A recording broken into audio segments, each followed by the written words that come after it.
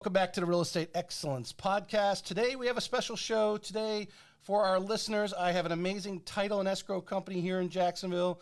The two partners are both attorneys who come from two different law paths to join together.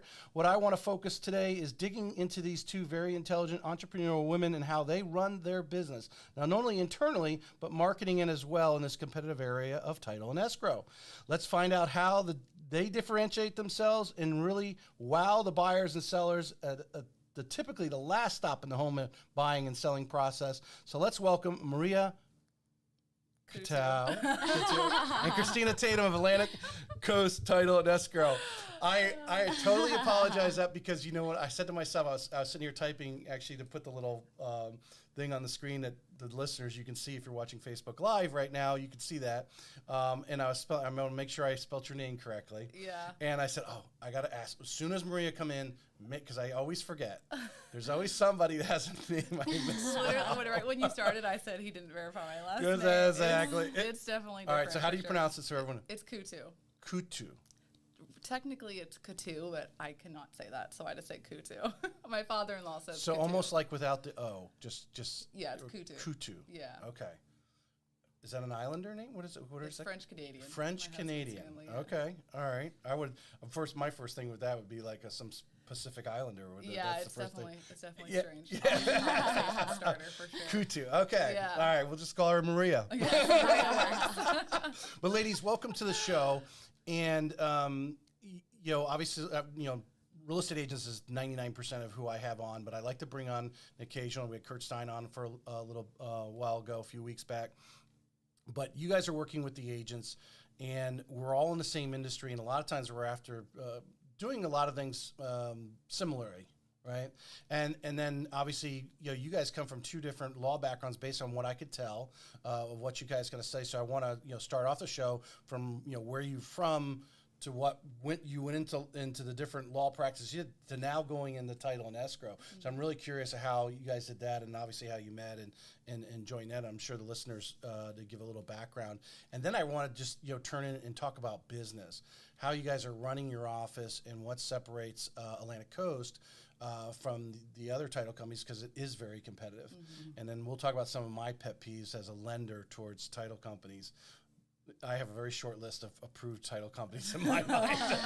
So let's make sure you guys can get on that list. All right. So Maria, let's start off with you. Okay. I know you ended up at Western Carolina. Where are you from? I'm from Murphy, North Carolina, so the mountains of North Carolina, so right above Blue Ridge, as everyone through COVID blew up and went to for vacations. Yep. So right over the North Carolina line I'm from, and then I went to Western Carolina for college and was there for, 4 years, and then moved down here for law school. So you specifically came to Jacksonville to come to Florida Coastal? Yes. Mm-hmm. Yep. So they offered me the biggest scholarship at the time. Oh, that wins. I came down on an April weekend. I pretty much had already committed to a law school in Chicago, and I was dead set. I was dating someone at the time that went to Butler in Indiana, and it was close, and I was like, oh, no, I'm going to Chicago. And I came down here on an April weekend, and it was so pretty. And I was like, I don't know. I think I could live in Florida for a little bit, and so ended up making that decision and moving down here. No, I can, I did, because when I first started my career was with Quicken Loans, and I'd follow my now wife to Michigan. And yeah, that's a different cold up there, coming off those lakes. Yeah. And it's a different lifestyle. Yeah. So you initially, you went with one of the big law firms, or ended up with one of the big law firms here in town. You're welcome to mention them. I won't. If you want to, you can. But into what's the terminology I want to use? Into civil litigation, personal injury. Yeah, personal injury, civil litigation. Is that when you went to Western Carolina in I think it was a poli-sci major, right? Yep. It was probably. Was law eventually always on there, or is that something you decided later? I've always wanted to be a lawyer from the very beginning. I'm one of 7 kids, so we grew up obviously with not much because there were so many of us, and I always wanted to be something that I knew I'd always be able to provide a nice life for. I didn't know what kind of law I wanted to do. I always was intrigued by the real estate side of law, but when I got into law school, I've had a job my entire life since I was my entire adult life since I was 15. And so when I started law school, I obviously had to get a job right away. The first firm that hired me was a personal injury firm, and I ended up working for them all through law school. And so that was the experience I had. And so I got a job immediately after I took the bar with a personal injury firm, a smaller one over in San Marco. And then I ended up going over to Fair and Fair, obviously, that everybody knows the signs everywhere.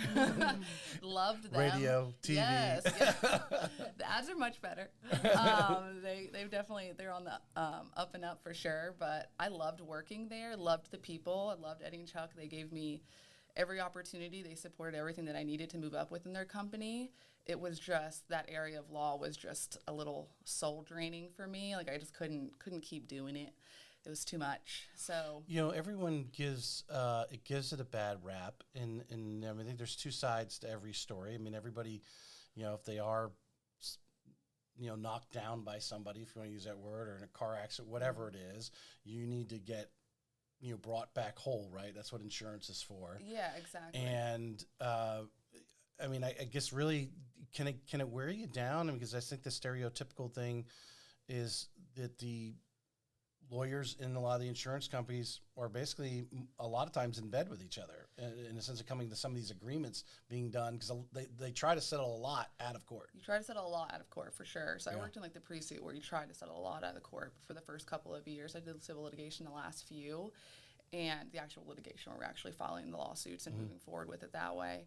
And you're right in a sense, like, it is definitely, there are good things and bad things about it, but it is a business at the end of the day. Yeah, it's a massive business. Right. And so, the insurance companies are spending the money just to make things go away, but obviously they're sometimes not doing the right thing, and that's why all these lawyers have jobs, because they're not doing the right thing.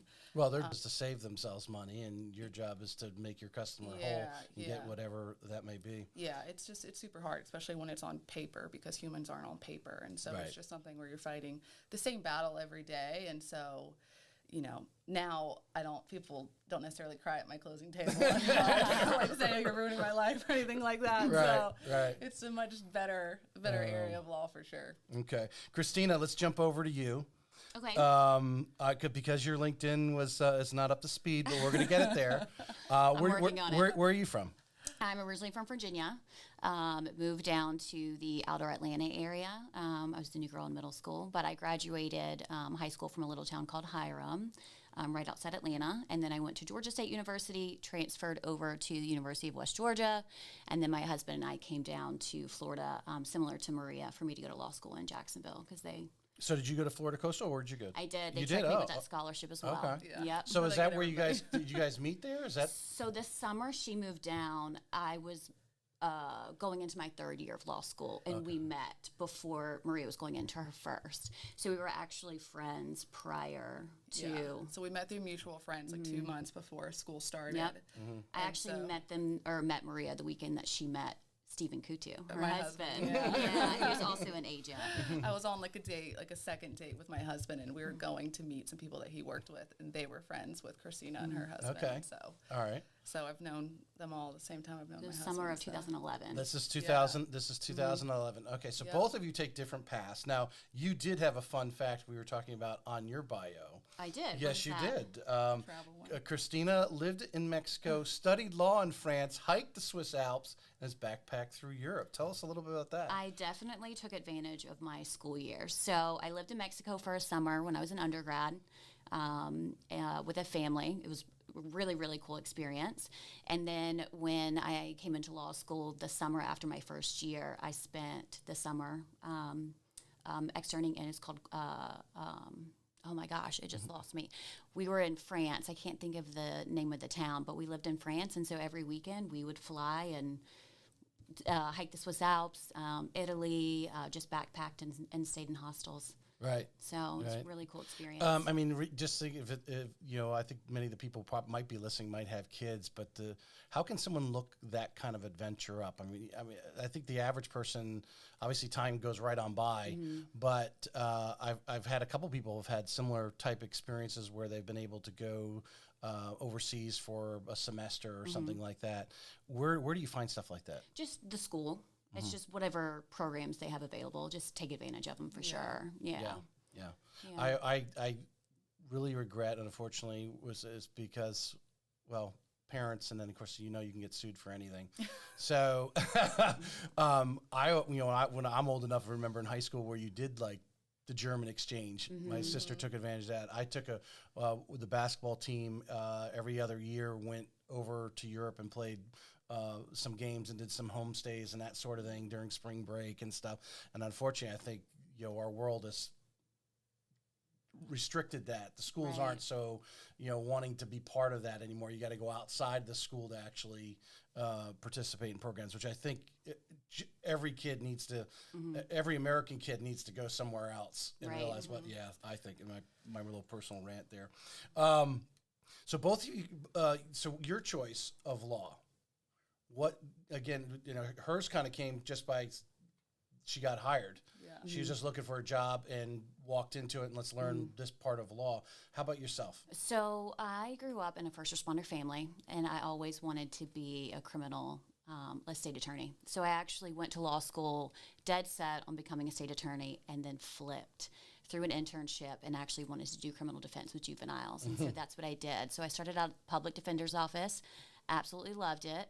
But similar to Maria, I was very passionate, and it kind of wore me out because I was so emotionally involved in all of my cases. Yes. And it was very, very difficult. And so I ended up leaving that, teaching at the law school. I was a professor there for a little bit and absolutely loved that as well, working with the students. And then I had my first baby, and the market took off, and Maria said, come on board, and it's been the best decision. Right, So right. You can go home at 5 we o'clock are. most of the time, Yeah. except for the last couple days of the month. Yeah. Yeah, I can just imagine. I see.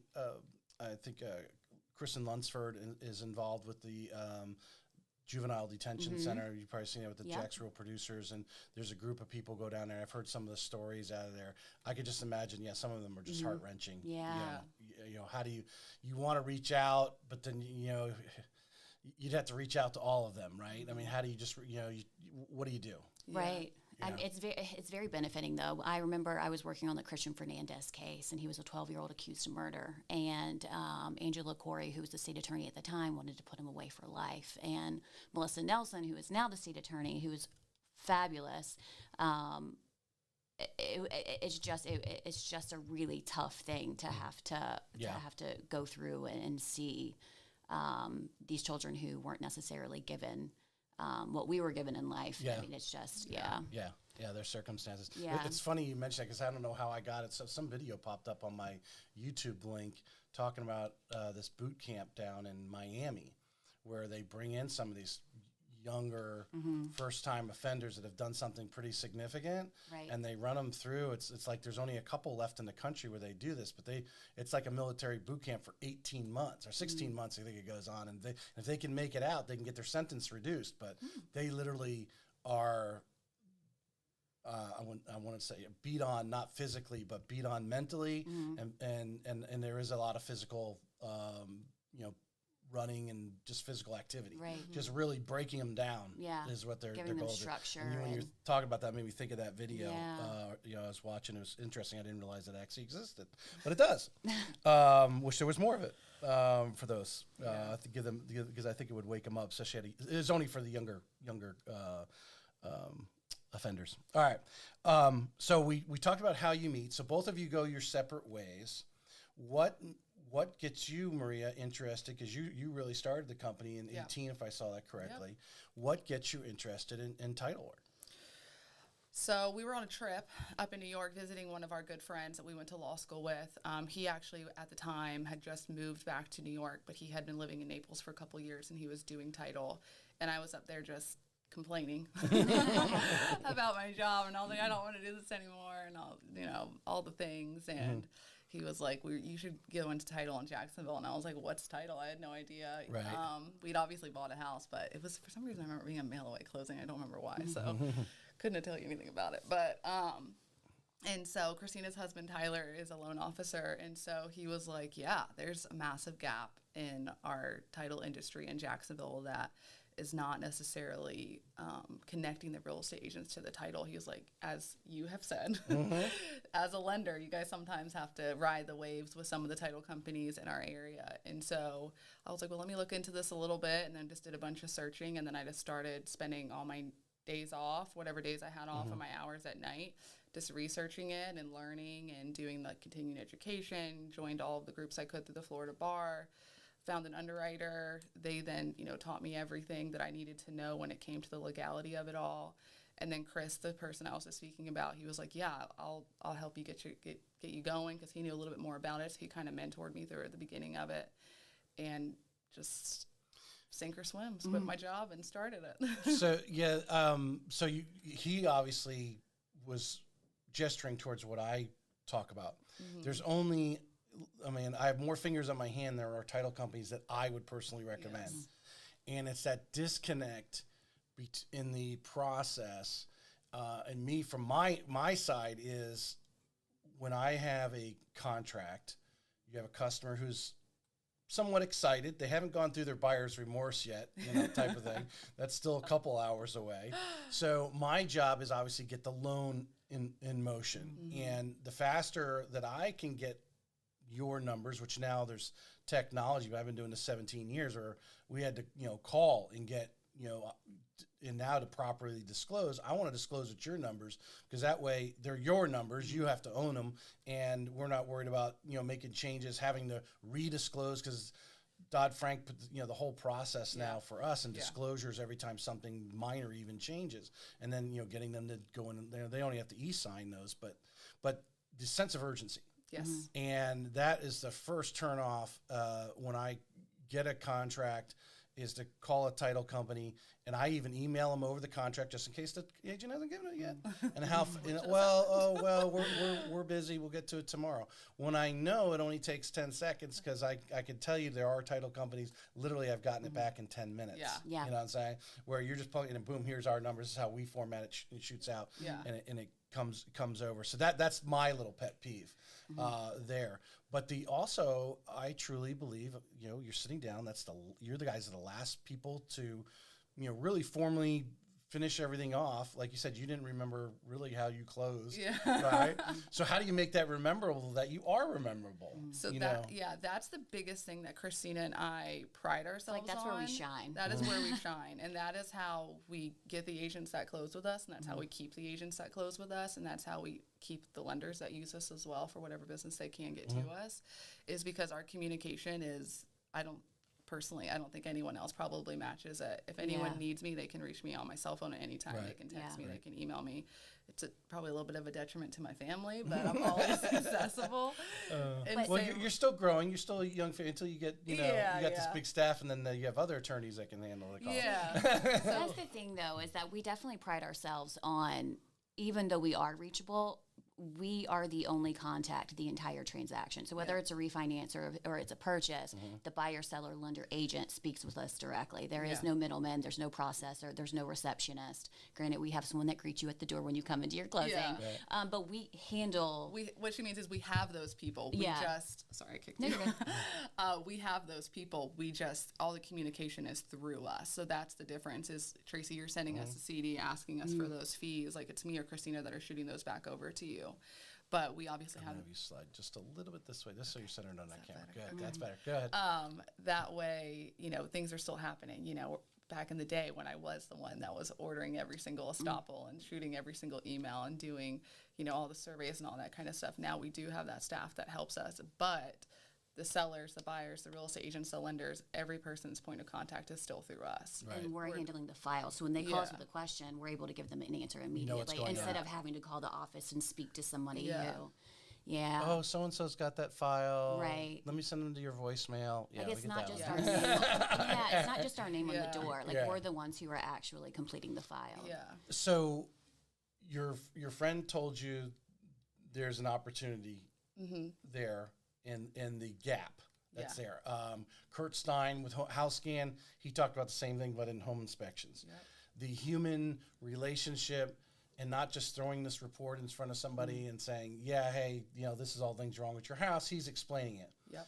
So obviously the stereotypical. Again, I'm going to go to stereotypical, so you guys can debunk the stereotypical vision of an attorney is that they oftentimes are not relationable. Yeah. They're not involved. You until guys they're probably know a walking better in. word than me. Yeah. So when you started, was that, I think your focus that you were going to make this different. We were going to make it attorneys that are accessible. So that's the thing, is that some people, as you know, don't care if there's an attorney at the closing table. Personally, obviously, we think they should. Well, So Florida doesn't require it. They right? don't It's just- require it. it's only Exactly, notary, yeah. exactly. So some people, they do. And so our biggest thing was to say, hey, we're a title company. So we're not just coming at you as a law firm. Some people feel a way about that. But we're attorneys that operate and run this title company. Every single aspect is through us. And so with that, we market ourselves to all of our agents. Like, hey, if you have a legal question, if you have a title question, if you have this person's driving me crazy, can you walk me through this question? Like, they're always able to reach us. So that's kind of what makes us a little bit different. And our biggest thing is that we're not charging all of the fees that the law firms that we have noticed tend to do. So we just keep it really simple. And we haven't ever increased our fee. Our closing fee has always been the same since we started in 2018. We have no plans to change that. Our communication has stayed the same. The busier we get, we just add more support staff. Right. And so I don't know if I answered that. Well, no, your attitude was so that my question that I'm going for the listeners is, that did you have to change your, attitude's not the right word. Approach, yeah. To your approach to, you brought up in school, and I imagine a lot of attorneys kind of are, again, lack of better descriptive words, a little dry is the stereotypical, right? But now you guys are going, ooh, here's an opportunity where I can shine with my personality and my law degree. Yeah, that's You know what I'm definitely saying? something that we do. Yeah, I feel like there's two different sides to it. So yes, we have to turn on our legal brain, but then we also have to turn on the other side. Whereas I think where we're a little different is that Maria's husband, as we stated, is an agent, a real estate agent, and my husband is a loan officer. So we see how much work goes into it, and we see sometimes the CD has to come in to get balanced at 9 p.m. before 8 a.m. closing the next day. And we're not going to dictate that and push it. We're going to go ahead and balance it that night and make sure we get the closing package out and everybody wins. Yeah. Right. And so I think just knowing that we need to be a team player. And And as you said in the very beginning, like, title is such a competitive industry. There's so many title companies in this area that we are out there and people are meeting us and they're like, hey, these girls are cool. We're not having to deal with all of the hoopla to get in touch with them. We're able just to reach out to them. They're not stuffy. They'll do events with us. They're going to talk to my clients. They relate to my clients. This is great. And so that's something that we try and push a lot, is that we like to align ourselves with people that care about the same things that we care about, because as we've said, we put so much time and energy into these transactions that we want to make sure that it's for people that appreciate it, if that makes sense. and see the difference. And see the difference. And that's compared to other title companies. Well, that's the seeing the difference. We're going to keep drilling down on the seeing the difference part. Yeah. I took this quote off, I think this is off your website, a boutique title company, concierge service, personalized attention. Yeah, so I had an agent text me last week saying, wow, I feel like I'm your only agent. And that's our goal. We want every lender and every agent to feel that way. Yeah. Anytime they have a question, anytime they need to reach us, I mean. Yeah. It's not lost on us that we would not have any business if they didn't go out and get the business first. Right. Like, that is it. Like, the lenders went out and got those refis. Those agents went out and got those clients. They got those contracts. Like, it is not lost on us that you're then handing the baby over to us to get it through the finish line. And we want to make you guys look good. Yeah. We're an extension of your team, and you trust us with your transaction. So, So let's that kind of brings me in to the process. You're coming from, she's coming from the criminal side and doing some teaching. You're coming from the Civil side, But now title is the operational part, how it flows. Now, obviously, I want to talk about when you first started and how you evolved to where you're at right now. As far, you guys talk about how you guys are the point of the sword, so to speak. You're making all the communication with that client. I guarantee someone, as there's another title company wherever they are out in the country, going, oh my God, these two ladies it's going to be crazy. They're never going to be able to grow because if they want to be the point of contact, they're just going to be stuck where they're at. They're going to hit a lid. Yeah. We don't want to be the biggest title company. We just want to be the best. Yeah. And that's our biggest thing is that as we have grown, because we have grown, because back when I started this thing as a little baby, it was literally me, and I had a conference room and I had my office, had a little lobby. And so I did everything from start to finish. It was just me. Right. I didn't even have an assistant yet. David started his same way, just like that. If you listen to his podcast, it was just him for like the first year or so before he ever hired somebody. Mine was the first year and a half. And then, so I did everything, and I know I don't want to necessarily do that stuff again. It is tedious and it's a lot because there's a lot of things that go into these and making sure everything's done correctly and timely. And then obviously closings get pushed and moved up, and people have lives, and so things happen. But yeah, it's going from, doing all of that to adding in support staff and then bringing Christina on, and it's literally just trial and error. Like, we've learned a lot of things. We've succeeded in a lot of things. We've failed in some things, and we've just learned through it all. Like, this last year has been a really big learning experience just because obviously the market was so great for a couple years, and then COVID.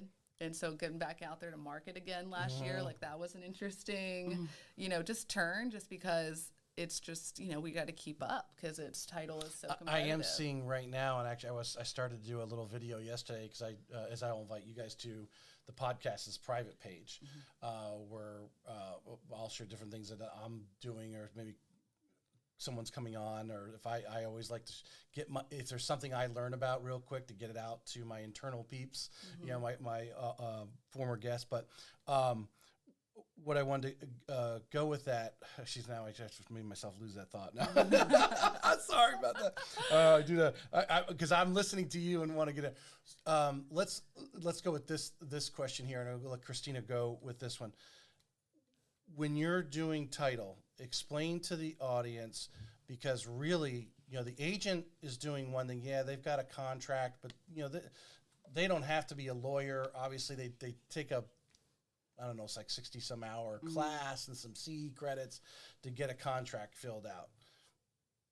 A mortgage loan officer, a little bit more. They got to take probably a little bit more. I don't even know if it's more difficult test, but it doesn't. Our entry is low, right? But when it comes to title and attorneys, because you guys are actually telling us as the lender, title is clear, right? And of course, why you have title insurance as well to back you up, but obviously you don't want to be someone who's claiming title insurance all the time and making those claims. But the weight that's on you in doing a lot of things that Maria was just talking about, doing that back end work, how important it is to have an efficient, competent title attorney.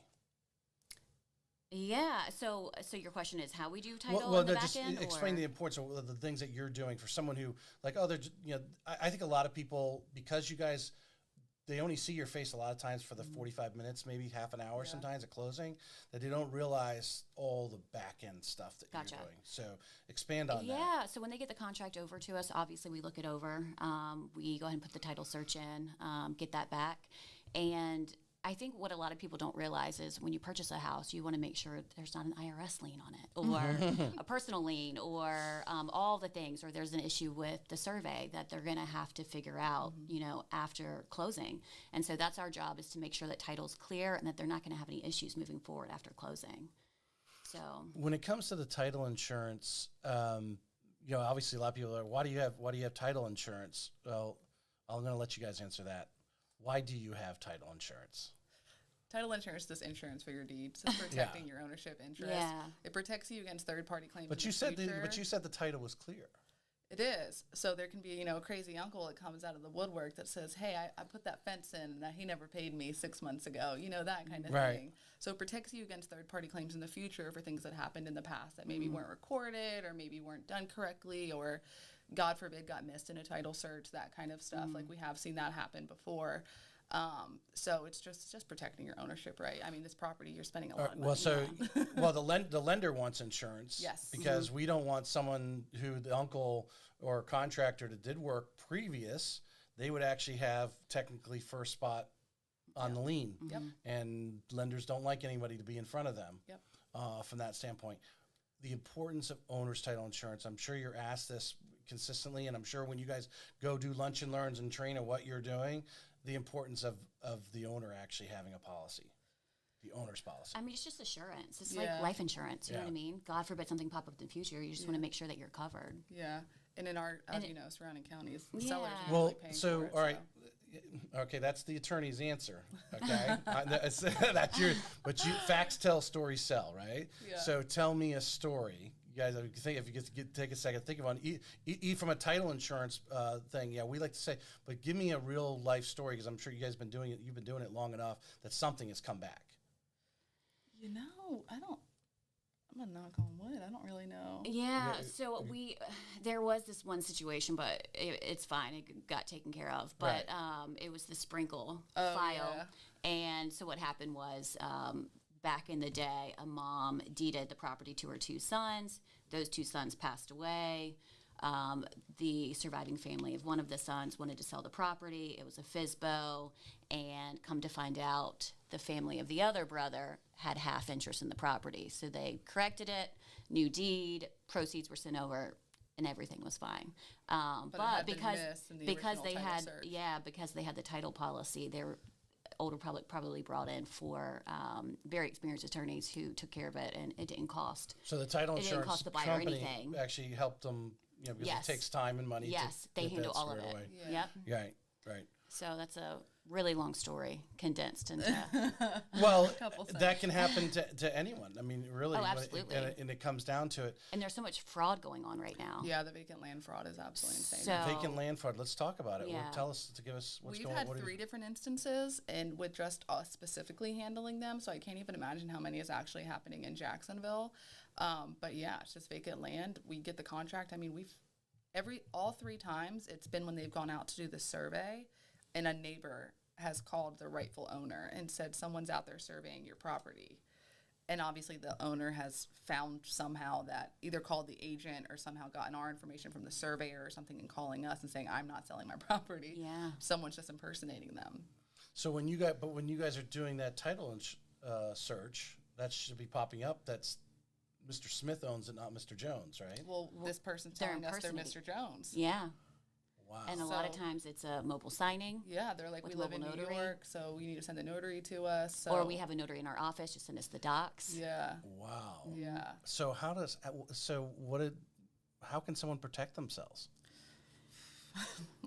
I mean, they now they're, because I know I haven't heard it recently, but I know over the years where they talked about these guys going on and somehow getting in and manipulating the title.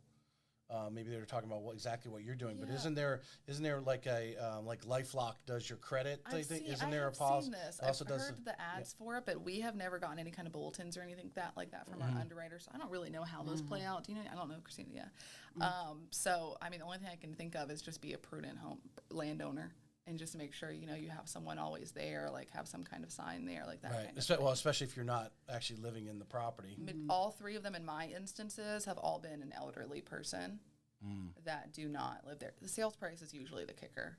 All 3 of them were lots somewhere at the beach that were selling for under $300. So every time I got one, I was like, how'd they get this deal? This is a really good price, so that I would have bought that if I knew about it. If this deal falls through, I'll call him. But no, that's really the biggest red flag is usually the sales price because it's a little bit less. But it's been a lot, so it's definitely prevalent. We were just talking to Mike the other day in his office, and he was dealing with, right? Yeah, his Yeah. was one of the vacant ones. Yeah. Yeah, so he had the buyer. Amazing. And I get really. I mean, is there any sort of protection or stop point where if you didn't get a call from the real homeowner, That's the thing is if we would have, and rightfully so, if a seller lives out of state, they're like, hey, you need to send a notary to me. They could have a fake driver's license. It then goes obviously on that notary's license. That they and imagine these deals are cash. Majority of them, I think, have been cash. Because I imagine, because I mean, the lenders we're doing, of course, obviously we're pulling credit, so there's some layers of. So it's not the buyers that are fraudulent; it's the sellers. Yeah. Right. And you guys are just trusting us at that point. Yes, that's right. Yeah. I wasn't thinking about that way. So yeah, the seller. What's the seller? What the only thing you're doing is getting their driver's license when they come Making to sure sign they their are who paperwork. they are. All 3 of them have been a Zillow lead in some way. So that's one thing I'm telling everybody is obviously these leads, we know these agents are working hard on these leads, and it's just kind of hammering them and just trying your best to just feel them out to make sure they're real people, who they say they are, that kind of stuff. Okay, so now this is going to a slight tangent, but I had Tracy Hawkins, the safety lady, on a couple months ago. I think it was back in December, and she was talking about how agents, before they show houses and stuff, they should use Forewarn as one of the products that's out there. There's others. If they were using, because she said even on the sellers. Of course, you're thinking, hey, I don't want to go walk into a seller's house, but this is a vacant lot, so you feel safe, right? Yeah. I'm in a vacant lot, and there's no way they can, pin me in a corner in a room or something. So you probably are thinking, you're free. But in your case, you're thinking, a couple of these things line up: underpriced, Zillow, vacant land. You might want to do a little forewarn on that. Yeah, for sure. Any vacant land that we get from now on is, I want to talk to the son, the mother, the brother. I need multiple forms, and at that point, we'll obviously alert the notary too of any kind of I wonder if signing. these guys are swift enough to actually go in and find the properties that do just have one person versus a family, or maybe obviously you start going to probate, you start digging deeper. Maybe someone's passed this property. I've talked to these people on the phone to vet them and ask questions about the hey, I need your email so I can send over this, blah, blah, blah, all these things. And they answer me. They answer the phone. They say their name. It is. They're good. It's good. Yeah. So it's scary, but. All right. One of the things I could do with the podcast is inspire. So I want to go with each of you and answer this in your own way. Obviously, Maria, you started the company initially. What were, as an entrepreneur, you're still in the legal field, so you still feel somewhat comfortable because you're still wearing your attorney hat, but something totally different in what you were doing. And obviously, I'm sure there was a lot of, fear, or confidence. Confidence is another word that is often brought up. But what were some of your challenges? Like you said, you worked by yourself for the first year and a half. I mean, tell us about some of the challenges that you had, just getting started, and then, getting your name out. Yeah, that was definitely the hardest part, is just doing that. So I don't have any kind of marketing background, and I'm not the kind of person that just loves to go in a room and talk to the people in the room. So I've got to pump myself That's what you hired up. Christina for? Yeah, that's what I got. Literally, I would call her and I'd be like, I need someone to go with me to these things. Which my husband is the peopleist of people, Yes, he so is. we're complete opposite. Which makes him successful in his right. So that was the hardest thing, is getting up. And I would just tell myself, I'd be like, okay, if I want something different, I have to go out and do something different. I would literally repeat it to myself, the whole drive over to wherever I was going. And I would, just go in, and all I could do is just show people who I was and just tell them what I offer. And, it just got really lucky. All it took was one deal with every single one of our agents. There were a couple of them where, every now and then we'll get some from the buy side. They're like, you guys knocked that out of the park. I'm going to send you my next contract. Or in the beginning, it was just, I just had to cold call people, or I had to lean on whatever contacts that I had. It's so funny looking back. So I was her biggest cheerleader when she was beginning, and she would send me the logo and be like, what do you think about the logo? What do you think about this? And then I remember when she was starting out, she would spend her Saturdays going to open houses. Oh, I forgot just about meeting that. agents and just walking up and introducing herself. And They'd all laugh at me. back then, They'd be and like, sure, huh? Title? And What are she you had- doing? Yeah, they're she like, had- what are you doing? yeah, and she had her grand opening party, and I was doing the decor, and I had no idea that one day that I would come over and join her. Yeah. But I just remember I was so proud. Yeah. Yeah. There's a lot of boots on the ground, but Well, so you open houses on Saturday, and you started creating opportunities, which was getting out of your comfort zone. It sounds like. So luckily, yes, without a doubt. So that was super tough. Luckily, Christina's husband was super successful loan officer at the time, so he was able to get me in with some of the agents that he knew.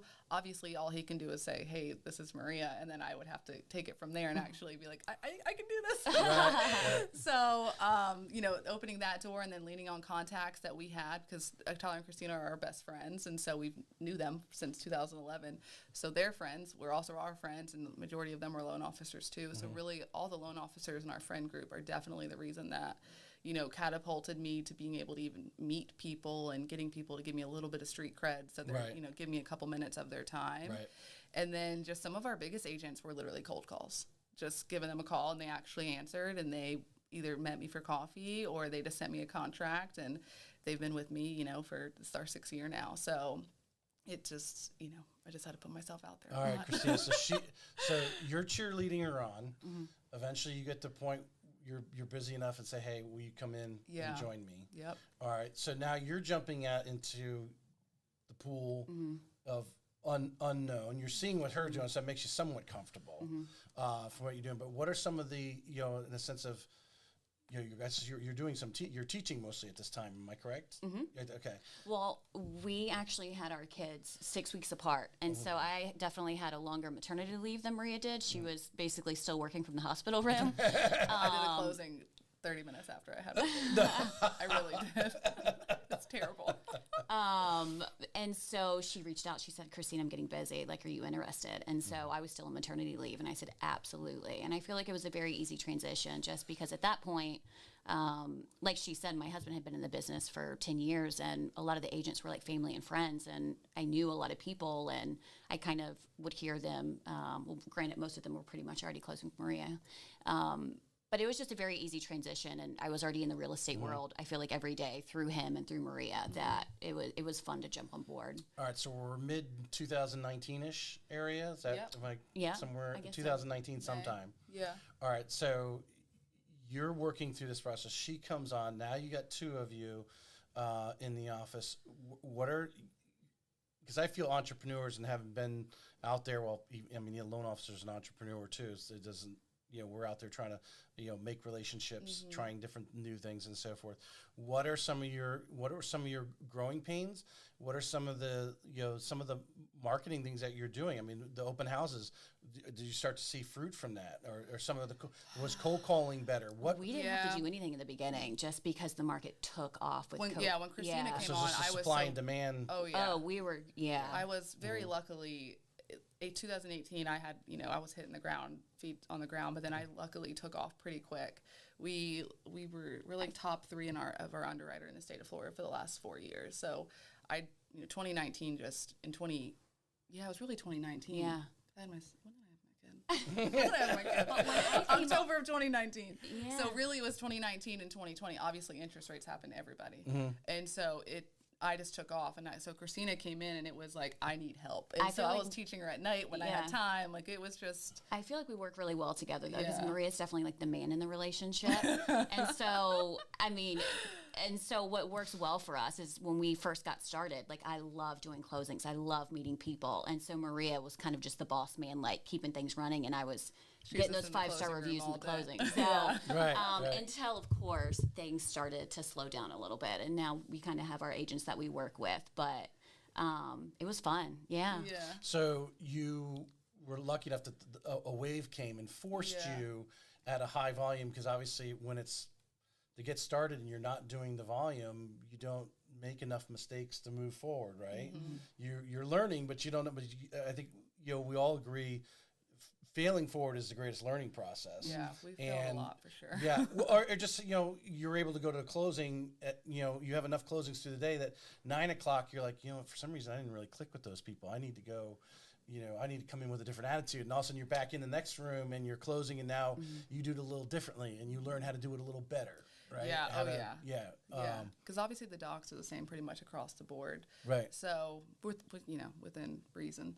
So the closing itself is just figuring out the personality of some people, and as we all know, some people just refuse to give in to a smile every now and then.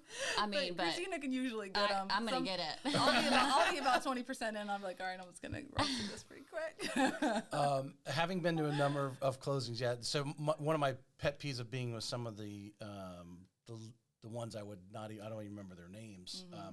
A lot of them are law firms who are trying to do closings, but they're doing all these other things. Yeah. And all of a sudden the attorney shows up to sign the paperwork, and he doesn't even really know what he does. Yeah.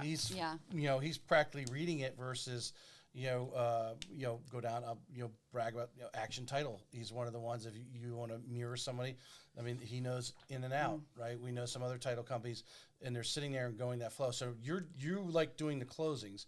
When you're going in there, what is your mindset and goal? Obviously, you have to sign the paperwork. That's the obvious. But to make yourselves different, because I really think that's where I suggest the real estate agents go. Who's going to give you that closing that's going to be memorable? I think the easy part, though, for us is that we're the ones who handle the file. So we know that CD inside and out. If they have a question about escrow, if they have a question about homeowners insurance, we're the ones literally sealing the envelope and mailing out the check. Right. So any questions they have, I mean, like I said, we're the ones who handle the transaction, not a processor. So we're able to answer those on the spot for them. But not only that, like closings can be fun. They don't have to be stuffy, even though we're attorneys. Right. So it's just making sure that once they get done with the closing, that everything is super understandable, that they understand kind of where to go from there. We explain homestead in great detail. We explain portability, which I feel like a lot of title companies don't. Yeah. And that's a huge kind of benefit for these homeowners who are selling a home and then can get that savings on the tax end in the future. But what do you, I mean, just personality wise? I mean, what do you try to get them to laugh? What is your? I mean, I think you need to know your audience. Yeah. In the beginning, Maria would make fun of me because I would look up the sellers. I want to know who they are. Because on Facebook, I'm like, Because depending on who they are, I'm going to kind of mirror that. You know what I mean? It's sales tactic 101. And so, and we do closings with a lot of really cool people. Yeah. I mean, if I'm sitting down with the CEO of Fanatics, like I'm going to be talking about sports. You know what I mean? Right. So I think it's just being super relatable while also breaking down the docs to where everything they're signing, we're telling them what they're signing. We're not just kind of pushing a paper across and asking for their signature. Right. and it's leading into it that I feel like makes our closings really good is we don't like to say no. Obviously, if there's something on title we need to say no to, that's happening. But whatever those people need, like that's where the ease comes into it is, hey, you know, we need to pick up we have a newborn. We only have 1 hour a day that he's awake. Can we come at that time? Yeah. You know what I mean? Saying yes to that. Like our office is a really cool office. We love our office. You know, we always have music. We're just always vibing, I would say. But it's just, I don't know. We're just not stuffy. We're fun.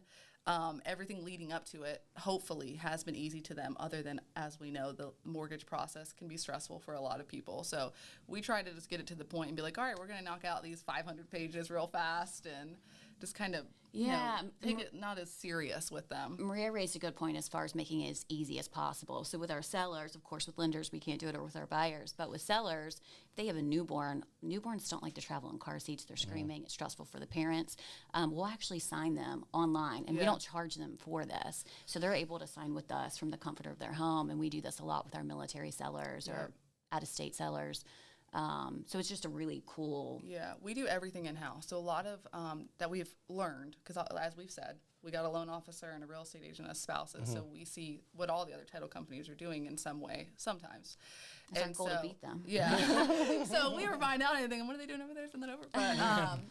But our biggest thing is we do it all. So when it comes to like the remote online closings, we found out like almost every title company farms them out, and I'm like, why it takes Which 10 is minutes? crazy. Like, why So would I we want a do stranger dealing with my sellers? And why Right. Like, I don't trust them. Yeah. Right. You know what I mean? Right. So we do all that ourselves. Oh, they're not spending the time. I mean, they don't know anything about the file. Yeah. Should Yeah. something go awry? Like, I want them looking at my face when Yeah. we're signing the docs online. And our office is at the beach. We understand that some people, the beach is like a foreign country. So if they, you know, if they're over here and they're like, we can't come to the beach, we'll send a notary out to them. Like we make it easy. Like it doesn't Right. have to be hard. And that's what also makes our real estate agents happy, is when their clients are happy. And it goes back to the fact that this is their deal.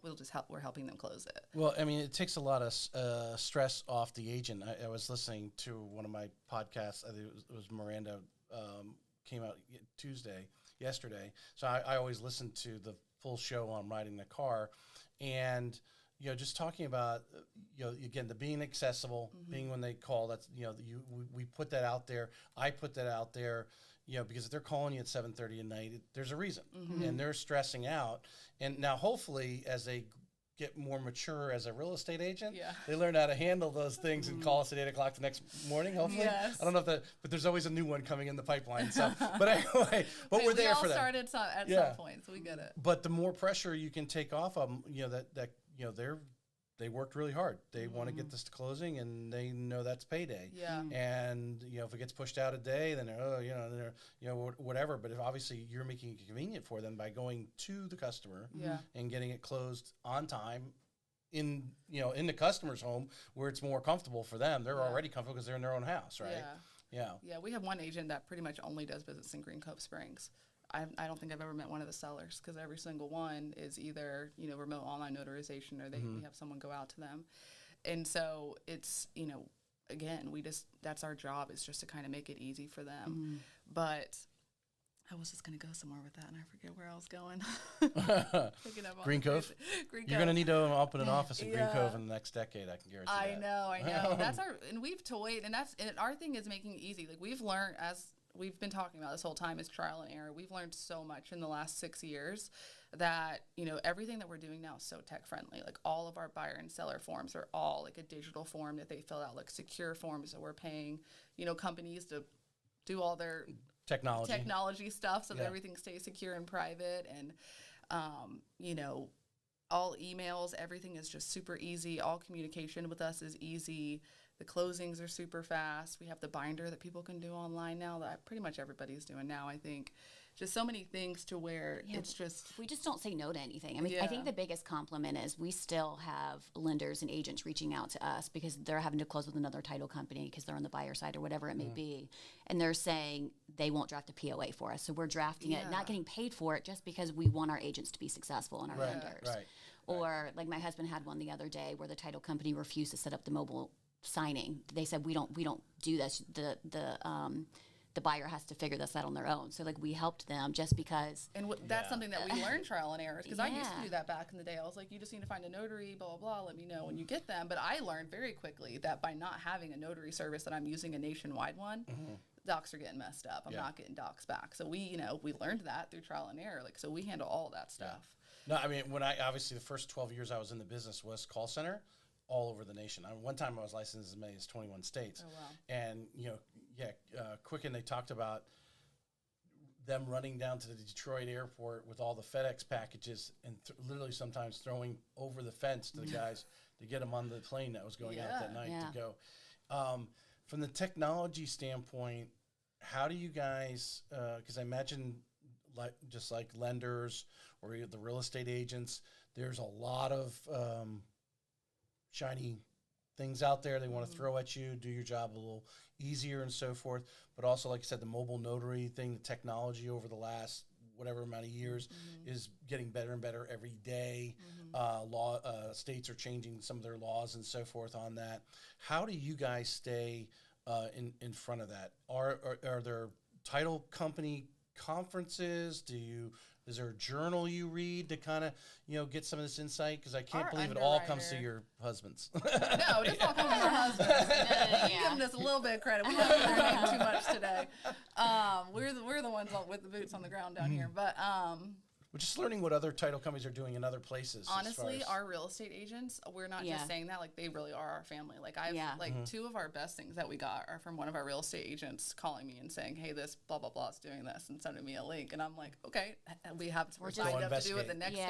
We're not going to be outperformed. Yeah, and if it's just something that we don't know, then we figure it out. But our underwriter's amazing. We work with Old Republic, and they send us information. Old Republic only works with attorneys, so that's why it's not super common underwriter. Old Republic is the insurance. Our underwriter underwriter for our for insurance company. So I imagine their added value to you is to keep you guys up to speed. Exactly. So they'll send us out stuff every now and then that other people are doing, but they do a lot of business in South Florida, and as we know, that's a whole different beast than up here. So they do give us some information, but really it's just our agents being like, hey, I just saw this. This was kind of cool. We should look into it, and we'll kind of do it. But everyone in the circle is pretty much all doing the same thing. Yeah. The biggest thing that makes us different than everybody is just the personal touch, the concierge touch, and that's why we put it all over all of our stuff. Is because if they need us, they can get us. Are you finding you're going out to these socials, or you meet a new agent? Are you finding a lot of them open for suggestion to give you guys You mean like open for new title? Mm-hmm. I mean, I think it depends who the person is. Yeah. Because some people have really lasting relationships with title companies, and we respect that. I mean, that's what we want to build. Yeah, my personal opinion on that matter is every now and then I'll have people be like, how can I refer people to you? And it's the biggest thing is there has to be that personal connection with the real estate agent. It's very, very rare. It has happened where someone has just sent me a contract that said, hey, I saw your name. That's totally out of the blue. Yeah. Your website looked cool. Like, you sent me a contract. I mean, this probably happened twice. Like, hardly ever. It usually is, hey, real estate agent Christina Tatum told me you were great, so I'm going to send this over. Can we go get coffee? To me, there always has to be that human connection with title, just because it goes back to this is their baby. This agent, it might be the first deal they've closed in 6 months. So, like, it's a really, really, really big deal to them. And I think if they just close one with us, then that's all it takes. Yeah.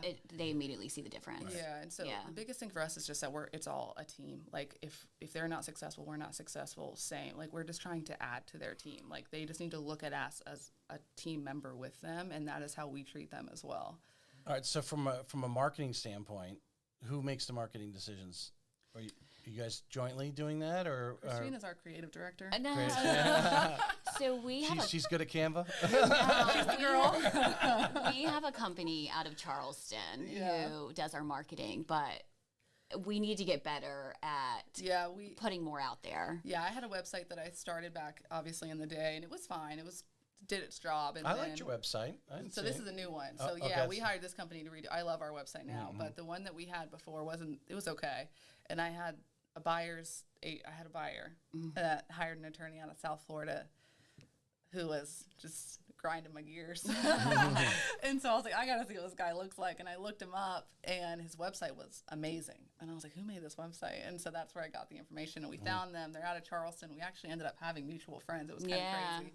But they only do marketing for attorneys. They only do marketing for attorneys. So they did our website, and they manage all of our social. So as we all know, we're in such a social heavy community. So we'll post when we can, but they just keep those, the routine posts going out just to kind of keep us in people's feed and stuff. But that is one thing that, because we are the one in communication with everyone, that's not something we have that much time to do. And I feel like we'll constantly have little tips. We're like, oh, this just happened. We need to remind our agents about this. Yeah. So we really need to get better about hopping on and not doing caring about if it's a perfect reel, just getting the information out there. Yeah. 100. Well, the stereotypical things. Oh, they expect you to spend the money on the perfect reel, right? Some people don't. Versus getting it out there. I can imagine some people having that stigma, but I don't think it's. I mean, I work with all these agents too.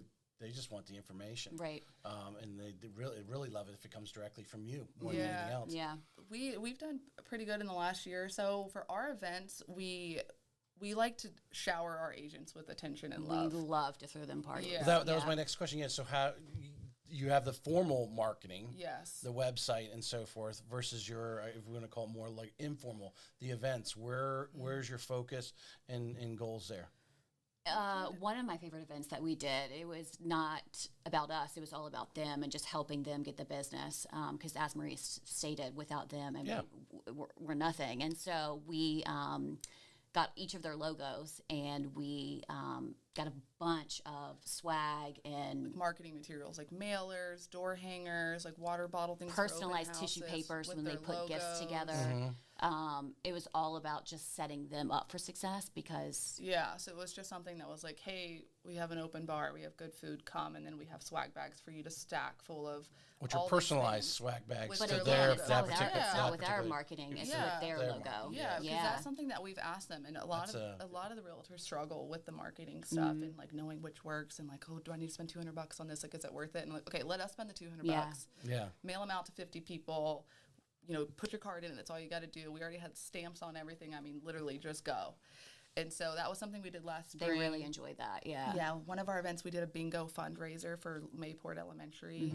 We just wanted to do something different because all of our people have the education coming at them from their broker, from different title companies. Everyone's bouncing the lenders around. The lenders. People that aren't even really qualified to do it. But anyway. Yeah. Our Christmas party is probably our Christmas party is our biggest event of the year every year. So, well, of all that type of stuff, where do you feel is the best return on investment for you?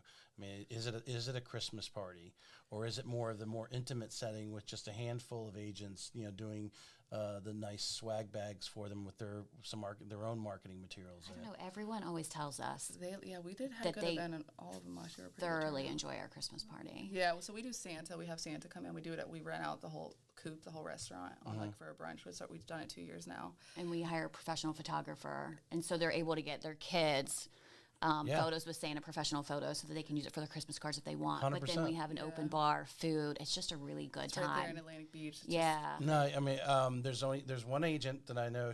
Kelly Bello with Keller Williams. She does. At least she did before I had her on the show. That was her thing. She invited all her past clients, had the place so they could get all their Christmas cards, and then you could actually. I don't even know if she was doing it, but I was like, so. Could they actually right there at your place, like go ahead and order them and be done when they left and went They home? came in like within a week, so then we would just send it to them because some people don't need the Oh, card. so you're actually having them printed for them? No. So we would send them the their digital photos Yeah. so that they can just, create their Create their own. Yeah, if Christmas they wanted cards, to, but, yeah. Most of them it's just for like a social post or something. But yeah.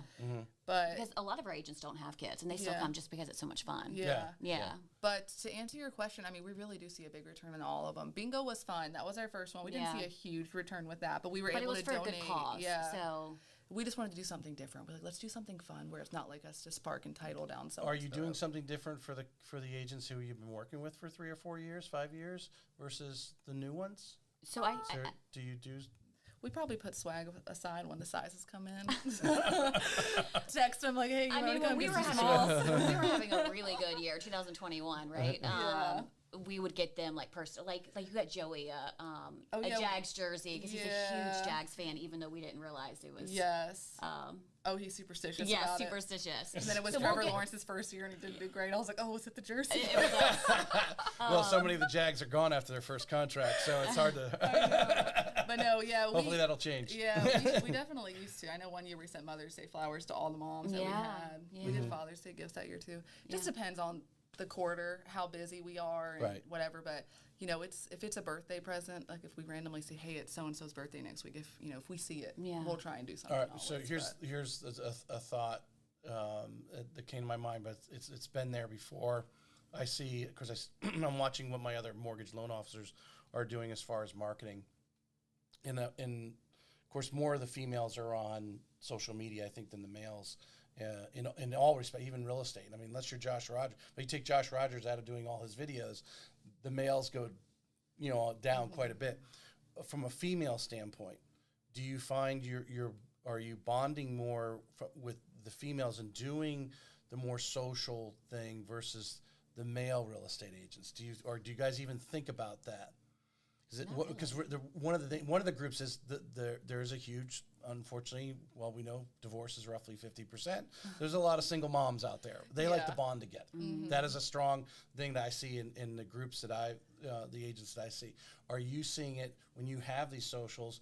More often you're getting the women showing up than the guys because you are ladies, or does that even I will say thought. this: we're so close with our agents that their families Yeah. we're also close with. Yeah, So like, we know when we send out Christmas invites, I'm not just going to send it to Jason Brown. I'm also going to send it to Stacey Brown to make sure Right. that They she, get to you put know it on what I the mean? calendar. Not that I don't trust men to look at their Yeah. emails, but I mean, not really. I feel like it's a good. I mean, we do have a couple that are husband and wife teams, and usually the wife will come to the event just because the husband doesn't really like to do too many events, that kind of stuff. But I don't fault them for that. If anything, it's just something for us to be letting them know that we're appreciating them. And Yeah.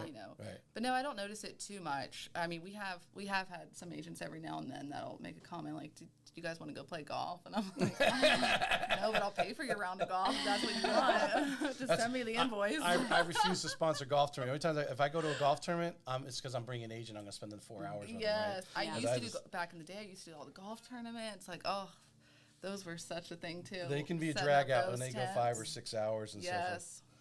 Um, PTSD. Oh, actually, one of the questions in here we've been talking about: what strategies does your company use to build and maintain positive relationships? I think we've been talking about that. This is one of some of the Chat GPT questions. We talked about the technology change a little bit. Can you describe a particular complex real estate transaction your company has handled, and how were you able to navigate to a successful conclusion? I mean, we close people in Japan all the time. That's Yeah. a pretty hard one. trying to think of a complicated one. We've had some complicated ones. I'm trying to think about them. Probate, obviously. Anything Yeah. with probate is always tricky.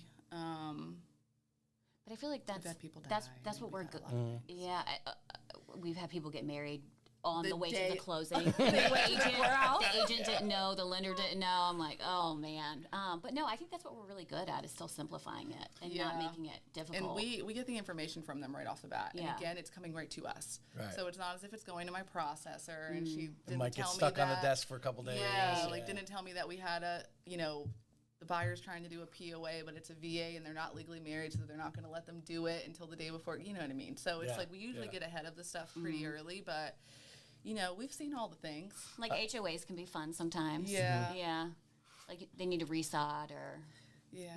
I had, because previous to coming here to Loan Depot, I was with the builder's lender, and that was one, of course, they were building the house, so it's going to be, 10 months or whatever.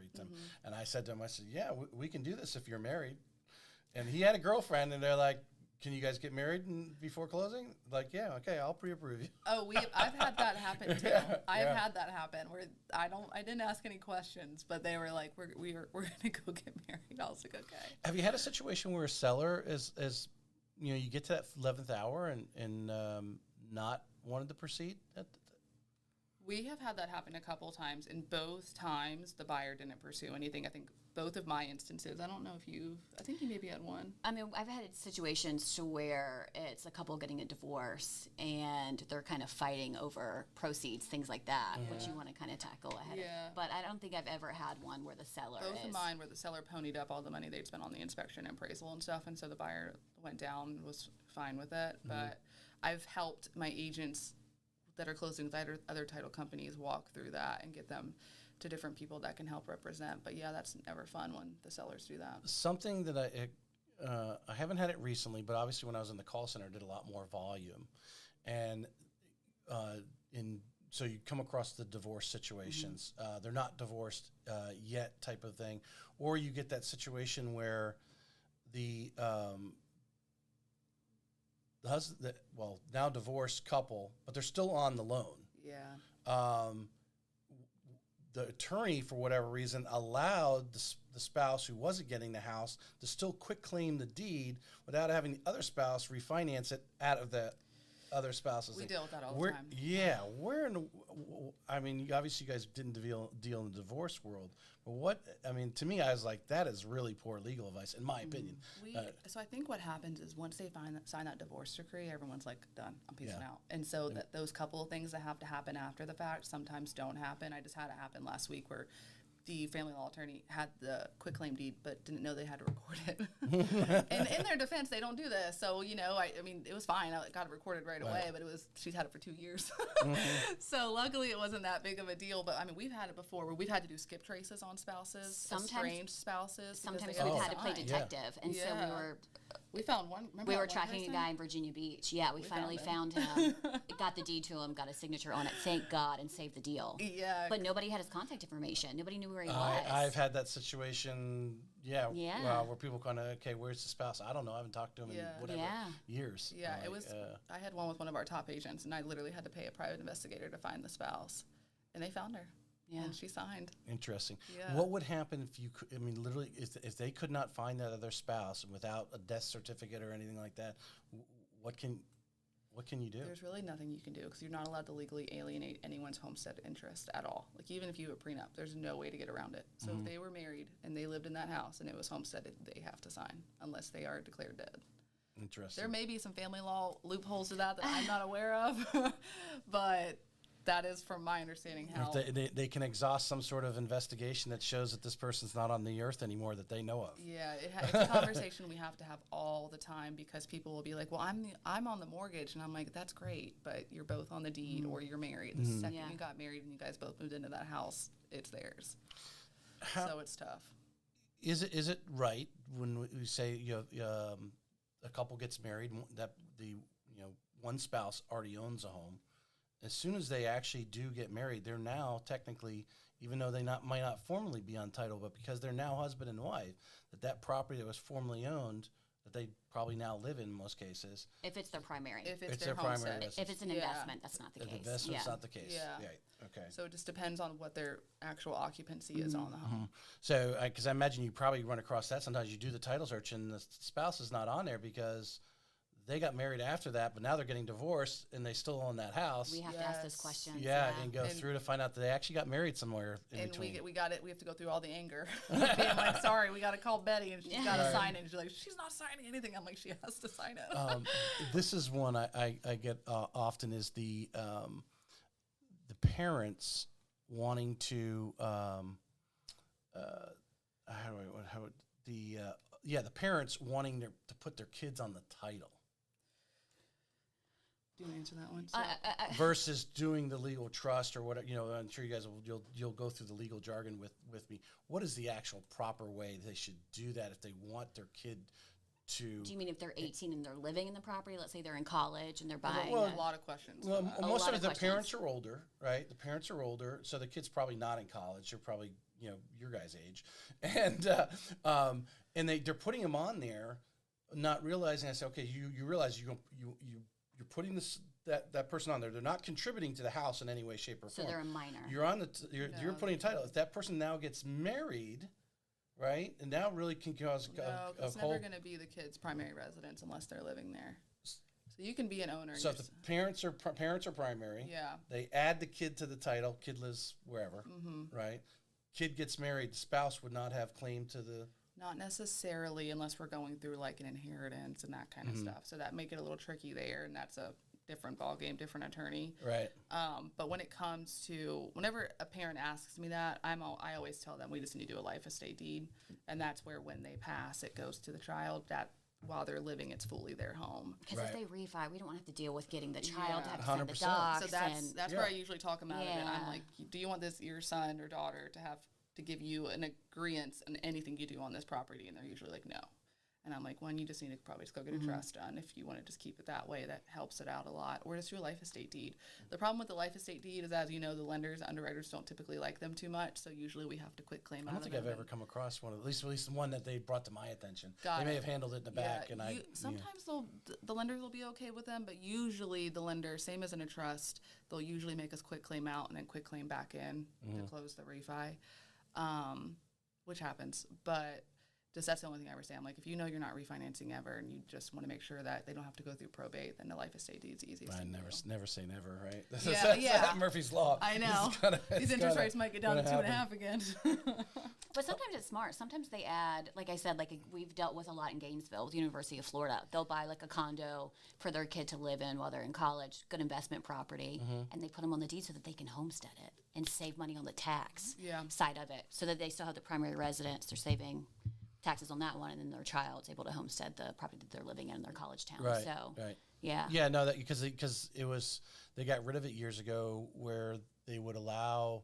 I think when I first started in 2005, I don't know how they changed it, where they were allowing parents to do that, but from a Fannie Mae and Freddie Mac kind of cracked down on that, them basically getting primary residence status on a really, your kid's primary, not your primary, type of thing. And they started to crack down on that. Yeah, we dealt with it a lot in when were the interest rates? When was the market created? 21?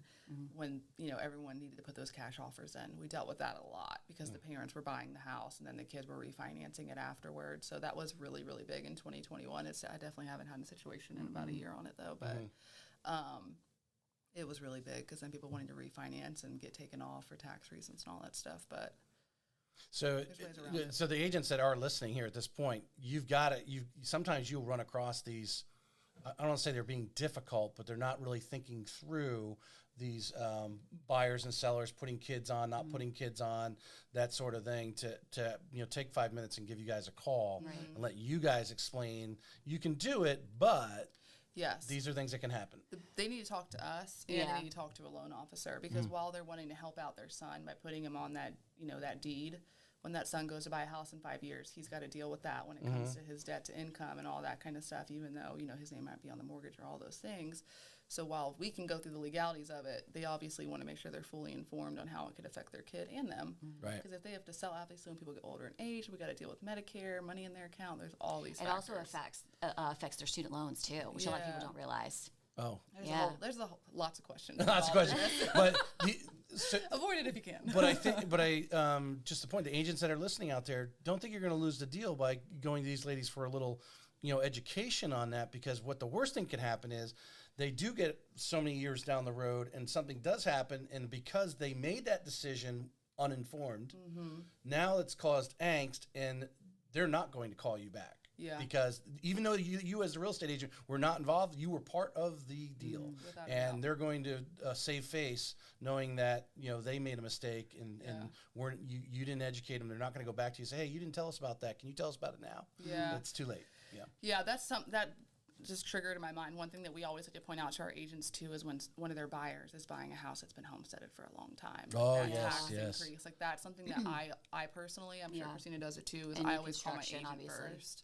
And I'm like, hey, their taxes are going to triple next year, just so you know, so that they can go ahead and have that conversation. Because the first phone call they're making in the next year is the agent. Yeah. Then they're going to say, call you. Yeah. And then Why did they're my- going to why call is us. And the lender's going to be like, well, why do you fill out this escrow sheet this way? And I'm like, well, we can't, blah, blah, blah. Well, it's funny. So yesterday, the St. John's board had Facebook Live, had Eddie Creamer on talking about just this thing. Yeah. And that he literally had someone's taxes went up like $3,000. He said $3,000 a month, and then there came a point like, oh, of course, some of the buyers or borrowers are going, well, I just won't escrow. Well, it doesn't mean you stop paying your taxes, whether we're Right. collecting them or not. We're just collecting them on a monthly basis for you. But yeah, this whole thing, because if the other thing was if they bought a home as a second home, there's a 10% cap.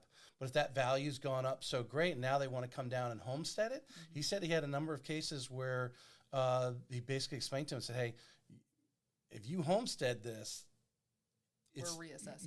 It's Yeah. going to go Yeah. through the roof.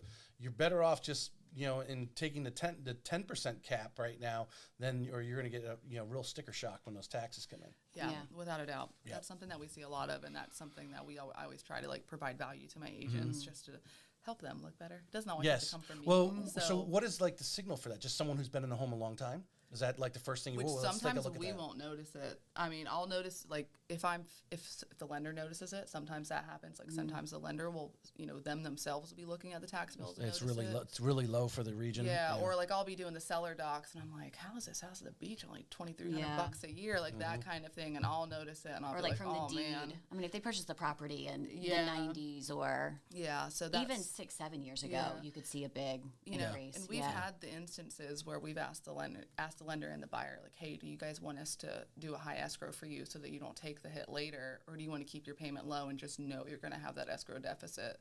Because as you know, you guys can do Yeah. that, and Yeah. we can do that. Yeah. So that's another thing that we try to do, obviously, when it's noticed. That way it just helps people, 'cause especially the first-time home buyers. It happened to me. I didn't think homestead was that big of a deal. But we bought a house back in 2015, and we were young, didn't know. And Yeah. I didn't do Well, it. I've done a Our lot of taxes new went up. construction over a good bit of the last 3 years, and obviously what we're estimating those taxes were based off the purchase price. Some of these people were closing, and the values were coming in $80,000-$100,000 higher. And so our estimates are off. Eddie made some comment about the lenders. Oh, we think some of the lenders are trying to do it to get you. No, trust me, it's not worth the risk. That one deal Yeah. to approve somebody and then have that house come back. That's not good for the lender. It's like a title insurance policy. Yeah. You claim too many title insurance policies, you're Yeah. gonna be like, "Are you doing your job?" Right. Yeah. It's messy.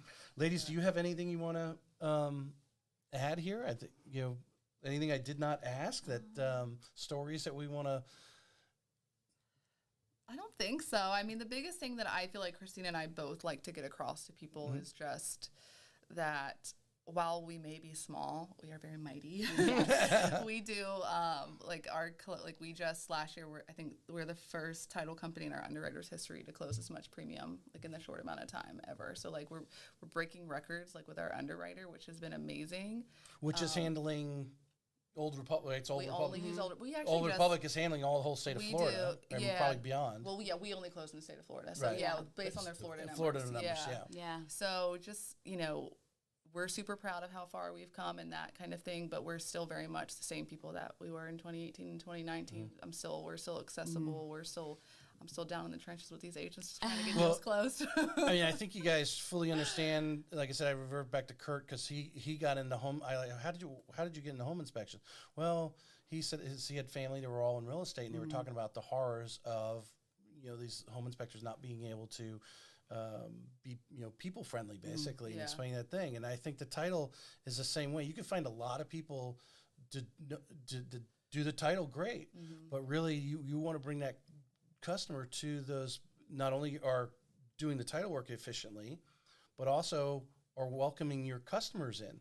This is a very stressful time. It's it's exciting but stressful, you know. And to come in and get Christina to get them to smile or laugh or talk about sports or whatever. Yeah. I mean that to me, I always felt that closing and having sat in some of them, it's like, whoa, how did this customer feel when they walked out of here, because it was like you felt like you were in a funeral home. I mean, I feel like if we don't win them over, like get them to smile and laugh on their way out, and then it's just talk, and then just start talking. I was at a great one about a week and a half ago, and everyone was signed, everyone was happy, laughing, talking about, hey, we're going to move. Oh, I got to go buy a bed, and it was everyone was happy. Right. I've gone others, and it was just like crickets in there. Yeah. And to create that atmosphere, as simple as it sounds, it's very common, actually. It is, and that's one thing that we hear a lot, and that's the biggest thing. And for me, I feel like for all real estate agents, whenever I'm trying to pitch myself to one, the biggest thing is they just need to ask themselves, like, is this title company, like, what is this title company doing for me? Because at the end of the day, there's a lot of them, and there's a lot of them that do good at their job, and they get the job done, but, like, is that title company, do they have your back? Are they making your clients happy? Or is the closing fun? Are they, holding your sign for you and taking the pictures at the end, and they're making sure the wires are getting done, and is, post-close getting to your clients on time? Are they explaining that portability? Like, the stuff's all super important because it's a reflection of you, because you're usually the one that got them to us. And so and we've been known to pop a few bottles of champagne at the closing table. We don't say no to that. So that's just my biggest thing, and just ask themselves, like, am I doing the most for myself and for my clients with title? Because every transaction is totally different, and there's a lot of times there's a bump here and there, big or small. You get through it. We finally get to you guys, and they could still not be like completely happy with what happened a week ago and finalizing a repair situation or something. But if they can leave your office with a smile on it because of something, people will forget that. Yeah, because it's that last touch that you have an opportunity. I'm waiting for someone. Here's an idea for you, because one of the things I've been, all the video that I do, and trying to get some of the agents, because the agents are being told video, right? And how simple it is just to create a reel. I'm waiting for that title company to have that little, put their logo in the back, but have that camera already set up, and let them put them on the spot and let them do a video testimonial every single client. So we have the lighting, we have the sign, we have everything. We just haven't put them on the spot. Do that video testimonial. It's so it is one. It's one thing when you post stuff, but obviously Instagram likes video, but actually someone actually saying it versus you reading it off a little Facebook post. Right. I think would be a touch. I know one of our agents. It's one of my $1 million ideas. Yeah, one of our agents, he keeps telling me the same thing. He's like, "You guys got to start doing videos." I'm like, well, it would help. It would help the some of your agents who are a little shy, I think, because they're afraid to take that step. But now you're doing it. They're standing there. Their customers doing a video testimonial. Now they can take that and post it on their YouTube page or Instagram page and make it look like they did it. But you did. That's an added value from your side. Yeah. Sure. Well, thank you. We'll definitely try and get that going. Because is that too many of them? If you look on their YouTube pages, the ones that do have YouTube pages are generally haven't posted in a year or 2 years and so forth. And YouTube Shorts are big right now, and that's a beautiful thing to sit there and have a log of every closing and every video testimonial through your YouTube Shorts. But That's a good idea. Yeah, for sure. So, anything else? No, thank you for having us.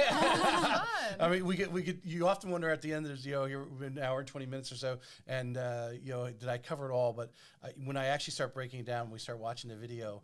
I think you guys got across, your ideology, your personalities, and so forth have come across in here, and hopefully the agents that will see it. And then when we cut it up, I'll send you the full video. You guys can cut it up some more. Okay. But I guarantee you, out of this, you probably could have a dozen reels easily of just little clips of you guys. So appreciate everyone who is still listening at this point, if you are. But final question, each of you to answer. Can't duplicate the other ones or ditto the other one. Is it more important who you know or what you know and why? Who you know. Who you know. Who you know, absolutely. Who you Because know. you can always find the answer. Yeah. I mean, that's what they teach you in law school. Yeah. There's always an answer. Mm-hmm. There's always 3 different answers for sure. Yeah, it's all about who you know, especially in our industry. It's literally In the who you law know. field, I mean, you know, everyone thinks that they're watching Law and Order or something like that, right? Those shows like that. Or what was the old timer? What's his name from Madlock? That's what Oh, I'm thinking, okay. yeah. Mm-hmm. And obviously, well, of course, he's been through so many cases, right? So he's got it all up there. But from the attorney standpoint, there is so much out there that you really just need to know where to go find it or who to ask and give you directions of where to find it, because there's so much law on the books. No one person can actually, you know, just sit there and spiel that off unless they've been doing it for 40 years and already have, you know, been through a lot of those cases already. Yeah. Am I right? Yeah, without a doubt, and that goes back to the whole when you were asking us those questions. I said that's a different attorney Yeah. question, and we have no problem doing that. We have attorneys that obviously refer those kind of things to different family trust, all that kind of stuff, and that's where it comes to knowing someone that can say, "Hey, I know this much of the answer, but this person can give you the rest of the answer." Because they've actually treaded that turf. Yeah. And you don't want me doing your trust. Well, I can do it. I don't do trust every day. You know what I mean? Right. So you want to go to that person that's in their wheelhouse, and you want the person that's staying in their wheelhouse, in my personal opinion. And specializes. Yeah. All right. That's because they've seen more than someone Well, that's doing all the things. they may pay a little bit more for that, but then they got somebody who, like I said, is gone a lot more miles down that path than you have, Yeah, for sure. and can poke all the holes in it and so forth, and make sure, because that's why you're doing it, right? To make sure you're in the proper legal position, insurance wise and so forth.